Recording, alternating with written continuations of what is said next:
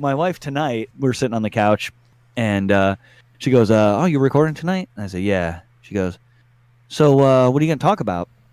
And I was like, "Well, the next episode of the Ewoks." She's like, "Oh, okay. What's it about?" And I was like, "Well, it's about a stone and this and that." And she kind of just like starts looking away, and I was just like, "Whatever. You just, we're just talking about Ewoks. I don't understand what this line of questioning is." She goes, "Well, I got to be honest. I haven't listened to a single episode of your show." And I was like, "Oh, you don't even know."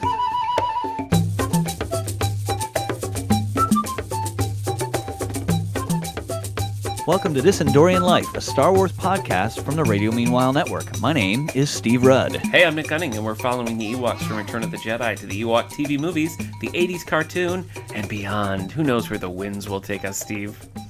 Yeah, they could take us across the floating trees. Yeah, you'd have to see floating trees. You have to get on a tree and drive it like an Airbus, but it's possible.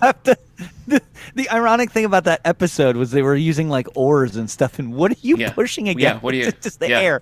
Yeah. So anyway, today we're discussing season 1, episode 9, Sunstar versus Shadowstone.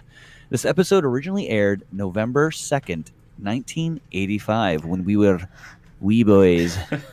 I'm having whiplash with this series. I got to tell you, we had the Jindas and that weird Rock King. Last week felt like a Guppin spinoff, and then today is like, whoa, okay, very different tone. Yeah, it's just when you think that a certain character is going to be a regular or a part of the story, they just get yanked out. They're gone. They're gone. Oh, hey, Guppins are pretty cool, huh? Yeah. Don't think so. Yep. You're going to see them 9 episodes later. Yep. This episode was compiled along with 3 others on the DVD as The Haunted Village, and on VHS as Ewoks, Morag's Revenge, which makes a lot of sense. It does, actually. Putting the 4 Morag episodes together, I think, is a good idea and gives you a very different idea of what the series is like, because it's a big difference. This is the first episode written by Paul Dini that we've had in quite a few, since I want to say episode 3. It's been a while. Bob Carew has been writing them for the last several. But Paul Dini's back here. And I have to kind of wonder about this episode, if this was written like as episode 4 or whatever, or if they were like, we probably got to tie up this Morag story and came in and did it later. I don't know. What do you think? Oh, I don't know. It is really it could tough. Go either way, couldn't it? Yeah, it could totally go either way, because there's nothing linking, absolutely nothing linking this episode to any of the Morag episodes except for just Morag. Yeah, just Morag appearing. But the reason why I think maybe I'm leaning more towards bringing Paul and Dini back to sort of tie up loose ends is because of Tebow. Because we've been following Tebow's trajectory this whole time, and there's kind of a payoff here. But anyway, we're getting ahead of ourselves. Foreshadowing. Oh. Written by Paul Dini, directed by Ken Stevenson and Raymond De Felice. I do want to mention, in looking at featured cast members, this is the final appearance of Jackie Burroughs as Morag. Yes. It's kind of a head-scratcher, but this is the final time... Final time we see Morag. Isn't it the final time we see Jackie Burroughs too? Like ever? Yeah. That's it. With apologies to Jackie Burroughs. Sorry. Our featured cast member today is Eric Peterson, who voices Tebow all throughout season 1. He also did some voice work on the sister show Droids, and I if there's a Care Bears reference, Steve, I got to bring it up just for you. On Care Bears, Eric Peterson voices Noble Heart Horse. And I've got to say, I don't remember. Noble Heart. Oh, you remember Noble Heart. I thought Noble Heart was a lion. That's Braveheart. Or was there another one? No, that's Braveheart. Yeah. Okay. Isn't there also a Tender Heart? There is a Tender Heart, yeah. Okay. That's a bear, I think. Okay. Well, Noble Heart is a horse, and he was voiced by Eric Peterson. Interesting enough, in live action, he's best known for portraying the character of Oscar Leroy in the Canadian sitcom Corner Gas, a role he reprised in the follow-up movie, as well as the animated series, which is still running as of our time of recording. After I wrote that, I was like, what is this series that has 150 episodes? I looked I've it never up. heard of it. It has a movie. It has a movie. And an animated series. So it's on streaming, and my wife and I watched the first 3 episodes of it. It's actually pretty funny. And Eric Peterson plays like the dad, like the main character owns this gas station in the middle of Saskatchewan. It's the only gas station in like 40 miles. And Eric Peterson plays that character's like crotchety old dad. And what's so funny is like I didn't know which one he was. And as soon as he started talking, he just sounds like Tebow. He just sounds like Tebow as an old man. That's awesome. So it's hilarious. Where can we find this show, streaming show? It's actually, right now it's on IMDb TV. Like they've got this new like fledgling thing. You can watch it there. Right, okay. Corner Gas. Never heard of it, but apparently has more episodes than the original series of Star Trek. That's right. That's right.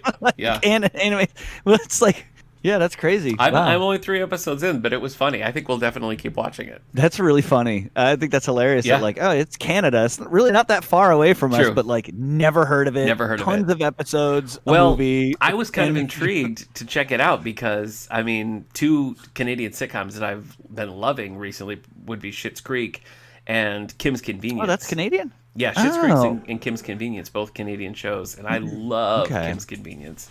Never seen Schitt's Creek, but I have been recommended it many times, and I am constantly using the one dude as a meme. Oh yeah, when I send things like you get anything that you want to meme about. Yeah, he is in it. Yeah, Dan Levy. In it. You got it. Like. Yeah, it's just hilarious. So I'm like, I should probably watch this show. I use his memes all the time. You probably should. Yeah. I gotta pay homage. I gotta pay him in kind. You know, thank you for my wonderful. Yeah, all the memeing. Or no gifts. That's what I use. Okay. I don't meme a whole lot anymore. But all right.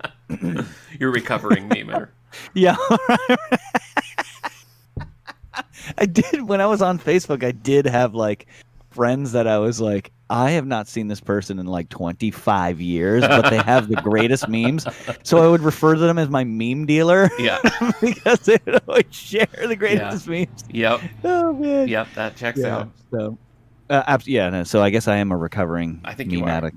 So, all right, let's get into the uber detailed plot of Season 1, Episode 9, Sunstar vs. Shadowstone. Okay.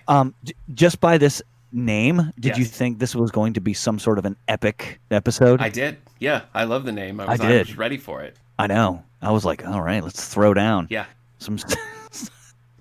So anyway, let's see how this episode goes. This episode opens to Chief Chirpa enlightening the younger Ewoks with a story about a marvelous gem called the Sunstar Shadowstone.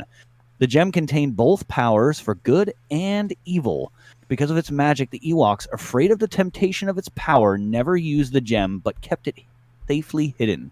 There is one who does desire the stone, however, none other than Morag the Tulga Witch. It's the first time she's ever referred to as that, the Tulga Witch. I like it. And we're never told why. Long ago, she stole the stone when a brave Ewok confronted her. The Ewok lassoed the tail of the witch's dragon mount and was taken far away to her lair, where the brave Ewok became her slave. But in secret, the Ewok studied her magic in order to turn her magic against her. The Sunstar Shadowstone broke in two, and the Ewok ran off with the Sunstar, half of the gem, leaving the Shadowstone still in the possession of Morag. Ooh. The Sunstar is still in the possession of the brave Ewok, who we discover is none other than Master Logray. Sorry, don't you mean Master Logray? Logray. Logray. I'm going to bring that up later. Drove me crazy. That drove me insane. Nuts. Yeah. All right, sorry, go on. So the young Ewoks barely believe Chirpa, except Tebow, his biggest fan, of course. Mm-hmm. The others laugh at him, and Tebow brushes him off while walking away, saying, "We'll see how hard you laugh when I start working real magic." That's what he sounds like in Corner Gas. Same voice. Yeah, same voice. Is he really? Yes. You'll see how I pump your gas when you pay with, loons. Identical. Looney Loons, yeah. The next day, Tebow visits Logray, who accidentally scares him with a beastly mask he has on. The reason for Tebow's visit is to inquire about being Logray's apprentice. Chirpa's story last night inspired Tebow to learn Logray's skills, more than what story pebbles can show, because that's what they used. Logray warns that learning is tough and takes time. When Tebow asks how he can start, Logray instructs him to sweep the hut, as well as other simple tasks. Tebow begrudgingly begins sweeping. Later, Tebow struggles to carry a large Loka mushroom to Tebow's hut. It's large. It's like Very big. like 8 times. Big It's time. like 8 times as big as him. A lot of shroom. Yep. He sees Latara, who asks him why he's going the wrong way. Exasperated, Tebow loses his attention on the gigantic mushroom, which begins to roll down the steps, bounce on some tree walkways, and straight into Logray's hut. It would have been convenient if it hadn't created such a clatter inside the hut. With Loka spore everywhere and the hut in more disarray than when he started, Tebow begins sweeping once again. Chief Chirpa, returning the prism pebbles and story gems, enters the hut behind Tebow and chuckles at the prospect of him being Logray's apprentice, even though Logray is a great teacher, which is confusing. A little bit. Tebow picks up a stick, thinking it's some sort of broom, and before Logray can yell, "No!" Tebow waves it. A bright light emits from the wand, and all of the broken items are repaired, and all the displaced trinkets are returned to the shelves in the hut. The broom begins sweeping on its own before it comes to rest in Tebow's hand. The Loka bits also completely disappear from the hut. Tebow is stunned, wondering, did I do that? Urkel reference. Hey, fun Yeah, fact. Family Matters Yeah. spun off of the sitcom Perfect Strangers, which I've been binging while sick. That's a fact. In case you didn't know. That's a pure fact. That is a fact, yeah. It is. Logray is annoyed because he wanted Tebow to do all the tasks himself without relying on magic, like a good wizard who relies on himself first and then magic. Logray, frustrated, sets off to retrieve more Loka spore. Off in another part of the village, Wicket and Nisa are taking a walk and spot Latara peeking into Logray's hut. I guess that's not off in a different part. Right? Off in a different time. Later, they join in their peeking in when suddenly puffs of smoke emit from the windows and door. It's Cheech and Chong. Yeah, the Ewoks think that magic is happening, so they step inside the hut, only to find Tebow is making puffs of dust, not smoke, cleaning a rug the old-fashioned way by beating it. The Ewoks laugh hysterically because they thought Tebow was casting spells, not cleaning a house. Tebow brags about learning new tricks as he grabs the bag of prism pebbles from the table. He tosses one at Wicket, and at first it does nothing. But after Wicket mocks him, the prism turns into one of the flying squirrels that are indigenous to the treetops. The group begs to see more, and Tebow snatches up the wand from earlier before they all set off into the forest.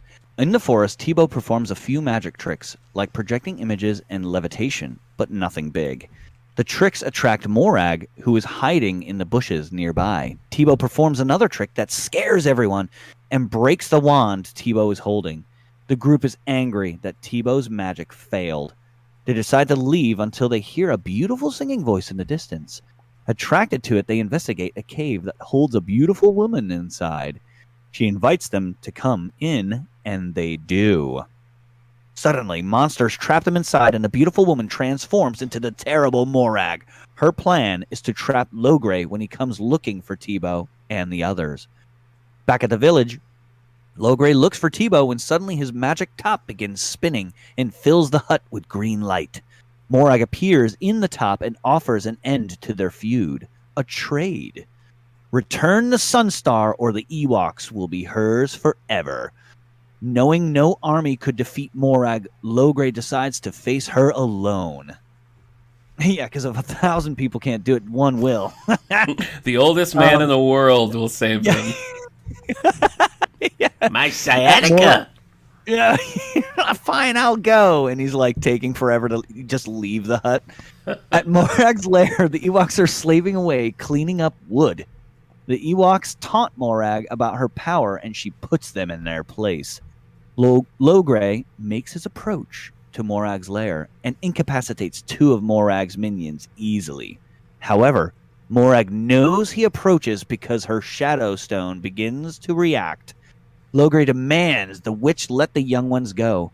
Morag turns Logray's own staff against him, exhausting him physically. He is unable to defend himself as Morag's minions approach. At that moment, Tebow calls a charge, and Nisa and Latara respond by pushing Morag's minions off of Logray. Holding out the Sunstone, the minions are scared off. In anger, Morag attempts one last spell and strikes the ground with her staff. Tebow is unconvinced it did anything, but suddenly everything begins to shake. The quake causes Logray to drop the Sunstone.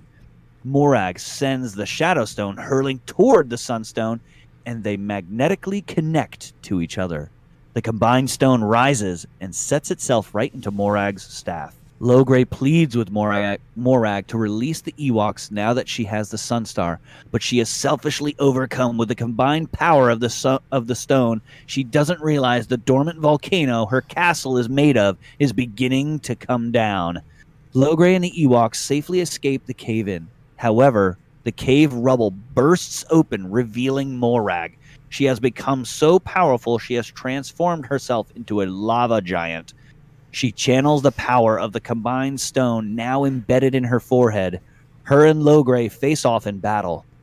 In the fight, Logray loses his staff, but is returned to him by Tebow, who risks his own life to retrieve it. Morag's lava form finally charges at Logray, but he speaks an incantation that draws cold water from under the surface of Endor that extinguishes Morag's lava form and turns her to stone. Morag is defeated, but with one last breath, shouts out Logray's name and comes crashing down, engulfing him in a pile of rubble. The Ewoks spend several tearful moments attempting to uncover Logray, but can't. Wicket encourages Tebow, saying if it weren't for his help, Logray wouldn't have been able to defeat Morag. The ground again begins to shake, and Logray's voice is heard chanting, "As black night gives into golden morn, as ice disappears when spring's reborn, let joy rise up from grief and woe, and from evil's death let new life grow." A massive tree sprouts up from the rubble with Logray already perched, unharmed, in its top branches. He calls out to the young ones, holding the combined stone in his hand. The Ewok kids rejoice. Tebow, however, is sad. He failed Logray, but Logray reminds him he relied on himself rather than magic to help Logray defeat Morag. Despite using up all his prism pebbles, ruining his wand, and almost getting them all killed, Logray is happy they all survived. Back at the village, Logray spins the tale of their adventure using more prism pebbles to animate. Apparently they're not all gone. However, Logray leaves the end of his story on a cliffhanger, not knowing what will happen to the band of Ewoks next. Tebow tries his hand again at a prism pebble, this time lighting off fireworks into the sky. Everyone oohs and ahs. Roll credits. You know what? I liked this episode. I'm just I liked it too. Yeah. It was. Are you surprised? I think our listeners are too. They're like, what? Especially after the last one. No, I liked the last episode, as you'll recall. Oh, that's true. But we both agree. We both agree that I like this one. Yeah. I feel like I've made this criticism multiple times, but it did feel like kind of a different show. Like I sort of forgot that this is. I mean, it's in line with the first couple episodes, but I kind of forgot what that felt like, and so I totally get, because I had seen the compilations on either VHS or DVD, I don't know. But I'd seen all these episodes woven together, and this episode is like obviously the last episode in the Haunted Village collection, or Morag's Revenge. And so it does kind of, those 4 episodes do kind of play like a movie when they're cut, and it works pretty successfully. But I don't know, I would have liked to have seen more specific character development of both the Ewoks and of Morag, and the whole Morag Logray rumble. Like, I would have liked if that was the season arc, but I'm at least happy that we got a resolution, which more than I expected. Or like a season-ending 2-parter. Exactly. Right? Like, I felt like this was like, let's get more on, like, do an animated backstory rather than, like, using the prism pebbles to kind of tell the story of Logray. And you see, like, the image blur, and it's like Logray and Morag younger, and all of a sudden Morag, let's just say Morag looks like a normal creature, right? But like the Shadowstone has like corrupted the way she looks, right? Like just getting a little bit more into that, because that was actually compelling, right? It was. When you think, but it's just so, they're just using a stone again, right? And it's just so shockingly different from like the Rampage of the Flogs, or any of these like super goofy episodes that we've had in between the Morag episodes. So it's very jarring. But I think if you take just this episode and watch it by itself, or if you watch that DVD or VHS compilation and watch the 4 episodes together, then it does kind of feel like a cohesive story. So, got to give them props for that. But yeah, this was one of the ones where I was having a good time and not constantly checking the counter. Well, it hits every necessary thing to make a compelling episode. I think, we've had an episode already with a rock, but that was just like the whole episode. It was just a random rock until the very end. Mm-hmm. And then it was like, oh, the one thing that we need. I mean, it's a giant planet, but you happen to have the one rock, that saves the day, right? Where this was like, okay, there was a rock, but the rock is part of the story. Yeah. We finally get why Morag wants revenge on Logray. Yes. The rock itself plays a part in the story. We're finally getting closure to a little tidbit that was dropped in, like 7 episodes ago about like wanting revenge really against Logray. And we're kind of like, oh, okay, what is that? What's that like? Nah, next episode we're doing guppins and then and other stuff. And you're like, wait a minute, what? Putting such a spotlight on a dumb show like this as we are with this podcast, it's really highlighting what? It's highlighting how difficult it is to follow any kind of through lines, because if you go back and listen to our first couple of episodes, I think we're kind of complaining about like, why is this so dark? Why is this so heavy? Why is this what we're doing Ewok wise? And then we have a change where we get a little lighter and we're like, okay, this feels better. This feels more natural. And then we go to the mini epic that's stupid every single episode, and that's also irritating. So it's like none of the little pivots that they do really seem to work. You have to kind of cherry pick and be like, okay, these episodes go together, these episodes go together, and these episodes are just remixed versions of each other. There's just all these weird little problems and caveats in it, and it's really difficult, I think, to kind of nail down any specific criticism because it's just all over the place. It is, and it's I mean, most normal shows aren't like that, right? No. I mean, like, even think about like it just this kind of aspect reminded me of like Voyager, right? Where they kind of Star Trek Voyager, where they might like the Hirogen, right? You get like 3 or 4 Hirogen episodes, and then they move on, and then it's the Swarm, and then they move on, and then it's the and then it's like somebody else, and then it's not like we're getting like 2 episodes of something, and then all of a sudden a bunch of episodes of another thing, and then 2 episodes of that same thing that we had 4 episodes ago, and it's just like, wait a minute, like what? Like, are they even going anywhere in space, or are they just staying in the same spot? So when they do this, you lose the compelling aspect of that story. And I think the only reason it's resounded with us is because we've talked about it longer than the 21-minute episode. Like, instead of just watching it and then continuing once a week or something, like as kids, they're not going to think like, oh yeah, remember Logray and Morag have history with there's each a beef other there. No way. Yeah. No way. And I mean, I would make the argument that Voyager remains like at least tonally consistent, and here it doesn't. Like, you're allowed to have a goofy episode and a serious episode. Like, that's fine. And I think if you look at all of the contemporaries to this, the Smurfs, the Snorks, the Care Bears, whatever, some of those episodes are just like, there's a goofy little MacGuffin and they have to work to figure it out. And other times it's like, Gargamel is going to eat these Smurfs. And that's okay because it still feels like the same show. This feels like a retool every single episode. Yes. And a main problem, I feel like if I could choose one thing, it would be to identify the characters more clearly, because Chief Chirpa and Logray, like if they're not both on the screen, I lose track of who's who. Same with Tebow and Wicket, Tebow and Wicket, their design is very similar. And the girls, Nisa, Latara, and Milani, all 3 of them, Milani I is the sort little of feel like, one. like just they're not established enough. No, and we throw them in weird combinations and stuff, and so like I never really know who we're following, and I don't think a kid would either. Maybe a kid wouldn't care. Maybe a kid would just be like, "Yay, Ewoks!" But I don't know. I've got to say, when Morag is in her sexy honey trap disguise, that cracked me up.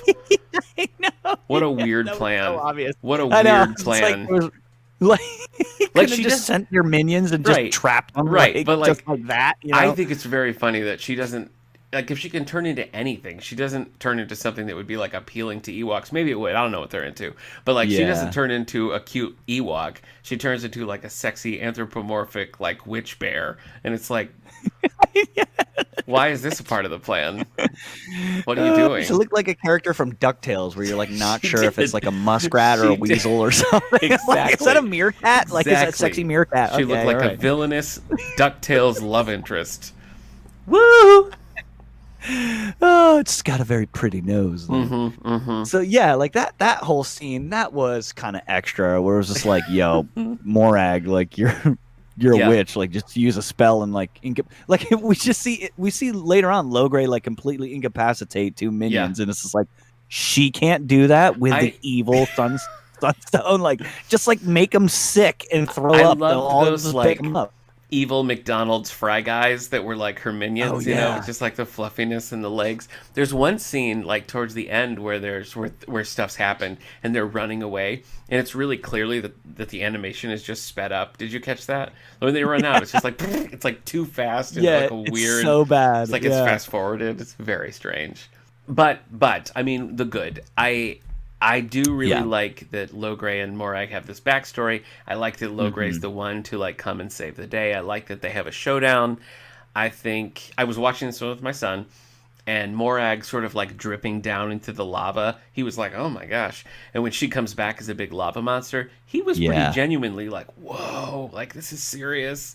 So Yeah, she's pretty scary. you know, I think it works. I kind of liked. I mean, it's corny. But I like that Logray like turned her life force into something positive. You know, I kind of like that. Yeah, the tree. Yeah. Yeah, and he was like, you know, her life force returns to Endor and now is something beautiful. And I don't think Morag would have been thrilled about that, but you know. Yeah. Well, it is from evil's death, let new life grow. There you go. Right. So Yep. it's, the evil of Morag is now, A nice little tree. A tree that nice they're little probably going tree. to have to save in a couple of episodes. I know. This episode is guilty of one of my biggest pet peeves where characters just inexplicably pronounce names wrong. Oh my gosh. Because all Morag ever said was Logray. Yeah. There was a scene that bothered me because Okay. it was like she did say like, I'll get you, Logray, and then you hear one of the Ewok kids Yep. go, no, like Logray, and I was just Yeah. like, it's so different. Yeah, I know. I know. Like, But I mean, that Oh, I think man. you got to blame direction on that because I doubt very Yeah, much that the actors were in the same room together. They don't know how the other one's saying it. You know what I mean? yeah. But that's really so annoying. crazy, That's though. a really No one annoying caught thing to that. not catch. Yeah. Did you have an Ichiwawa moment? Okay. I think I do know. I did nail it down to the fact that finally we get Tebow's episode. Yeah, Right? And he's really good with magic. Yeah. Like he Yeah. like with very little training, he just, moves the wand around and boom, cleans up the entire hut. And, despite like it's almost like that reluctant. You see that in movies, right? When like you have a really skilled player or sports Yeah. movies, and they're like really good, but the coach is like, I don't know, like you still suck, and so Yeah. you need to do all these things, right? So it's like that moment. So I thought that was kind of cool that Yeah. like, he gets his first taste of like real magic that he's using from his brain, not prism stones or little rocks Yeah. or things like that, and he's actually good. Mm-hmm. So I thought that was really cool. For me, What about you? it was the final showdown when Morag is like the Yeah. lava monster and Logray like stands up to her and turns her to stone and all that. I mean, I thought that was cool. Him like tapping into the Yeah. water from Endor and using that to like spray her down. Although like, I don't know, if you're like a magic witch monster with a super powerful stone, it seems like getting sprayed with a hose would not be enough to kill you. But I still Yeah. thought the scene was cool and fun. Because it would be magical lava, Right. Not just Not lava. just regular lava. old lava. Yeah. Your Oak of Arc moment. What was your Oak of Arc moment? Probably the giant mushroom, like him carrying it, and like carrying it up the wrong stairs, and her being like, "Why are you carrying it up there?" And him being like, "Wah wah wah," and then like dropping the mushroom. I don't know, that whole little section. I was just like, let's speed it up. Don't you know where you were, like, Let's literally speed it this up. morning? Like, Mushroom Man. Yeah. What about you? Mine was the Logray versus Logray. Oh, that yeah, I that's- just could not get past No, that's that, excruciating. You know. Yep. But didn't, soil the whole episode for me. That was just one of those, it's like, ugh, Yeah. really? Like, Yeah. It's such an easy name. But, yeah, Logray versus Logray. She would say it in just a way, too, that you're like, Logray. it's not just the way her voice Yeah. is. She's definitely saying No, Logray. she's pronouncing it different, but it's hard because she's also definitely a smoker. So you never know. You never Yeah. know where that sound's coming from. Well, maybe that's his new. Well, okay, let's give him the benefit of the doubt. Maybe Yeah. that's Logray's new name. He was just like, I'm gonna hide, Oh, yeah, and he's instead of gonna undercover. be Logray, I'm Mhm. gonna be Logray. Logray. Very clever. Yeah, Who because would he's trying to be low cover. Who would ever like, put it really. together? Who would put it Yeah. together? What was your moral or lesson that you picked up? I don't know. This one was like I had like a rely on yourself or Yeah. your own instincts or Yep. things like that. Like that was Agreed. for me. I think that's pretty much what it was. Yeah. That was pretty obvious when he's like, "Oh, a good wizard relies on himself, Mhm. then magic," and Yeah. and I just think back to like he just picked up the staff and then just threw it to you. Yeah. So like, Yeah. so he almost got killed or hurt doing it. So like, wouldn't it have just been better to be like, well, I mean, I guess if you waved your hand and the wand lifted up and then flew over to me, that would have been much better. You Right. wouldn't have actually Right. risked Well, your like life. even when he's but- like cleaning the room, when he uses the wand to clean the room, it's like, well, why would Yeah. he spend all that time cleaning it up? Yeah. If all he has to do is shake the wand. But whatever. I mean, he has learned magic. I would say that's self-reliance. That's true, yeah. It's not like he's just tapping it out anyway. And then you got to think, why is Logray's hut actually dirty? Was it not because of Ever. the mushroom? Was it the mushroom that knocked it over? No, he asked him to clean it before the he got mushroom. the mushroom. He's a Yeah, bachelor, yeah. just a sloppy old bachelor. Just sloppy old. He doesn't have old anyone to bachelor man. impress. You know, I mean, he's not you'd have to entertaining. clean your hut if you had a freaking 13-foot round Loca That's mushroom. true. Yeah, yeah. No cupboard What's he space. gonna do with that thing anyway? No Like, storage space. That's the thing. Yeah, he's gonna put it on the bed. Mhm. Like, Jesus. Yeah. So, all right, Yub Nubs. I'm gonna go. I'm gonna be into the fours for Yep. this one because Yep. I really enjoyed this one. I'm thinking this is like a 4.25. This was Okay. like I don't know if I could give it a 4.5 because I'm still holding off for like a little bit better because I've given an episode a 4.5 and I thought that one was really good. But this one was good. Yeah. But I wasn't like, whoa, that was. I think if it was on the tails of an episode that dealt with it, like if it was one, if this was true. like yeah. the fourth, I think I would give it much higher marks because it would have been like, oh, that good closing to that. Yeah. To Well, the Morag instead you had to kind of storyline. remind yourself what Morag was all about. You know, it wasn't just like Yeah. on the tip of your tongue. I am going to go ahead and go with a 4.5 because There you I go. never thought we'd see the day where any kind of story resolved. And the fact that it did in an episode that was pretty entertaining, it was exciting, Yeah. and it had humor that, was cute most of the time, stupid occasionally, but cute overall. I think based on past episodes, I can give it a 4.5. There you go. Yeah. You did what I was afraid of doing. Well, I had the courage, I Steve. could not. I had the courage because I learned You had the courage self-reliance. of an Ewok. Yep. Yeah. I do. Well, it's because I learned by trusting magic before Oh, myself. see, Yeah. you can't do that. You Yep. cannot do that. Can't do that. Okay. Yep.